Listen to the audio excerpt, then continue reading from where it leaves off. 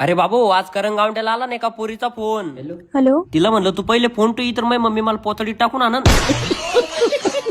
अहो रामराम मंडळी, रामराम. कचकन स्वागत तुमचं आपल्या करंगावंड्याच्या मिनी ब्लॉग मध्ये. 8 दुने 13 आणि 13 दुने 14. आज सकाळी सकाळी भेटलं ना सावळ्या गवळ्या आणि बावळ्या. सकाळचे 9 वाजले होते. मला जाधव साहेबांनी फोन केला, म्हणे आपल्याला एक शूट काढणे म्हणे. मी म्हणलं 10 लाख रुपये लागेल म्हणलं भाऊ. म्हणे 32 तारखेला देऊन टाकीन म्हणे भाऊ.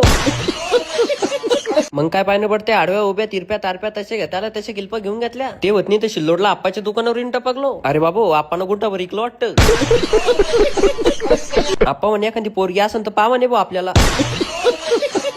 मग आप्पाला ताटा ठोकला, 2 लास्य घेतला आणि मी येऊन टपकलो घरी. घरी येत नाही तर आला ना भाऊ एका पोरीचा फोन. तू बोल ना, मला जरासं बोलायचंय तुला. तू लगे इतका हिरो दिसतो काय दुनियाचा वरचा. म्हणलं अक्का जरा नंबर पाहून लावतो फोन. मग मम्मीला जर कळालं तर मला पोतडीत टाकून आणन.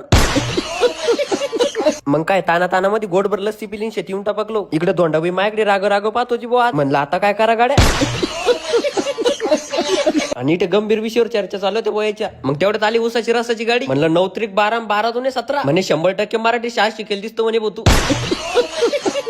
आणि तेवढ्यात आले ना पाहुणे पाहुणे म्हणे पहिले व्हिडिओ काढ म्हणे भाऊ. म्हणलं आता काय करा गाड्या. पाहुण्याला 5 ला गोडभर रस. तुम्ही करंगावंड्याला कचाकच फॉलो मारून टाका. भेटू आता उद्या.